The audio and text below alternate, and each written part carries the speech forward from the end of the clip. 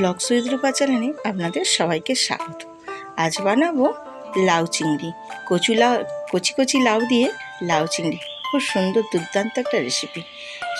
কিভাবে আজ বানিয়েছি লাউ চিংড়ি ছোট্ট ছোট্ট চিংড়ি মাছ দিয়ে, আর সেটাই তোমাদের সাথে শেয়ার করব। চলুন, আমি প্রথমেই একটা ছোট্ট কচি দেখে লাউ নিয়েছি, আর নিয়েছি ছোট্ট ছোট্ট চিংড়ি মাছ।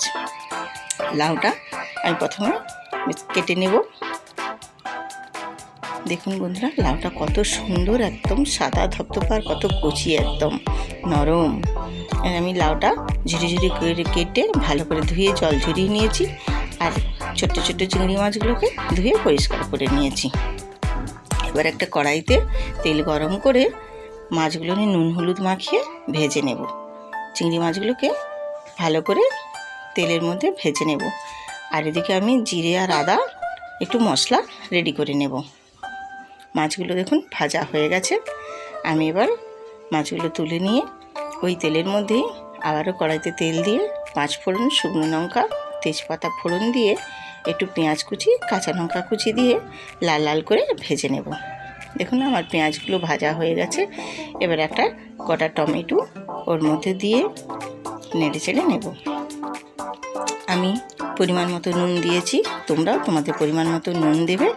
আর ওই আদা জিরে বেটে রাখা মশলাটাও দিয়ে দিলাম। দিয়ে একটু নেড়ে চেড়ে ভালো করে কষিয়ে নিয়ে কাশ্মীরি লঙ্কার গুঁড়ো, হলুদ গুঁড়ো দিয়ে আবারও নেড়ে চেড়ে ভালো করে মশলাটা একটু কষিয়ে নিতে হবে। আর মশলাটা যত ভালো কষানো হবে, তরকারিটারও টেস্টও খুব সুন্দর হবে। আমি মশলা ধোয়া জলটাও দিয়ে দিলাম, দিয়ে ভালো করে মশলাটা কষিয়ে নিয়েছি। দেখুন মশলার গা থেকে তেল ছেড়ে গেছে। দেখছেন বন্ধুরা, কত সুন্দর করে আমি মশলাটা কষিয়ে নিয়েছি। এবারে আমি ওই কুচি করে রাখা যে লাউটা রেখেছিলাম ধুয়ে জল ঝরিয়ে, ওই লাউটা দিয়ে ভালো করে নেড়ে ছেড়ে নেব। লাউটা দিয়ে মশলার সাথে ভালো করে নেড়ে চেড়ে কষিয়ে নিচ্ছি। লাউটা দিয়ে ভালো করে কষিয়ে নিতে হবে, কারণ লাউ আর মশলা দুটোই ভালো করে যত কষানো হবে, তরকারি টেস্টও সেই মতো হবে। এবার আমি একটা ঢাকনা দিয়ে ঢেকে দেব। কিছুক্ষণ পরে আবার ঢাকনা তুলে ফিরে এসেছি। দেখুন বন্ধুরা, ঢাকা দেওয়ার জন্য লাউয়ের গা থেকে কত জল বেরিয়েছে। আমি কিন্তু একটুও জল দিইনি, ওই লাউয়ের জলেইতেই লাউ সেদ্ধ হবে। আর আমি একটু ছোট্ট ছোট্ট আলু একটু কেটে দিয়েছি, অল্প একটু আলু দিয়েছি, কারণ লাউয়ের তরকারিতে একটু আলু দিলে মাঠো মাঠো হয় তরকারিটা, খেতেও ভালো লাগে এবং দেখতেও ভালো লাগে। আমি ভালো করে এবার ওই জল যে বেরিয়েছে লাউয়ের, এই জলটা ভালো করে শুকনো শুকনো করে নেব। নেড়ে চেড়ে কিছুক্ষণ ধরে নেড়ে চেড়ে আমার মশলাটার সাথে কষানোও হবে এবং জলটাও শুকনো করা হবে। দেখছেন বন্ধুরা, কতটা জল শুকনো হয়ে গেছে, আর একটু পরিমাণে আছে। আমি আর একটু জল নেড়ে চেড়ে ভালো করে জলটা পুরোটা শুকনো শুকনো করে নেড়ে নেব। দেখছেন শুকনো শুকনো করে নাড়া হয়ে গেছে। এবার আমি ওপর থেকে একটু চিংড়ি মাছগুলো যে ভেজে রেখেছিলাম, সেই চিংড়ি মাছগুলো দিয়ে দেব। চিংড়ি মাছগুলো দিয়েও আবারও নেড়ে চেড়ে ভালো করে কষিয়ে নেব। দেখুন বন্ধুরা, আমার কষানো হয়ে গেছে একদম, আর জল নেই, একদম শুকনো শুকনো হয়ে গেছে।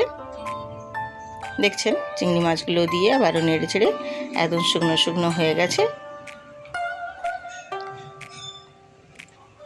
কষিয়ে নিয়ে ভালো করে শুকনো শুকনো করে কষিয়ে নিয়েছি।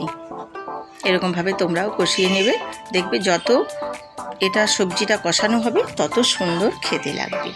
এবারে আমি একটু অল্প করে জল দিয়ে দেবো। আলু আর লাউটা বেশ একটু ভালো করে সিদ্ধ হয়ে যাবে। একটু জল দিয়ে নেড়ে চেড়ে একটা ঢাকনা দিয়ে ঢেকে দেব, যাতে সব সবজি আলু সব সুন্দর করে সেদ্ধ হয়ে যায়। এবার ঢাকা খুলে নেড়ে চেড়ে অল্প একটু পরিমাণে চিনি দিয়ে দিয়েছি, কারণ চিনি দিলে একটু ভালো লাগে। লাউ আছে তো, লাউয়ের তরকারি আর যে কোনো সবজি তরকারি একটু চিনি দিলে ভালো লাগে। আর সবার শেষে আমি একটু গরম মশলা দিয়ে নেড়ে চেড়ে নামিয়ে নেব। দেখুন আমার হয়ে গেছে তরকারিটা। দেখছেন কত সুন্দর লাগছে, তোমরাও এভাবে বানিয়ে দেখো।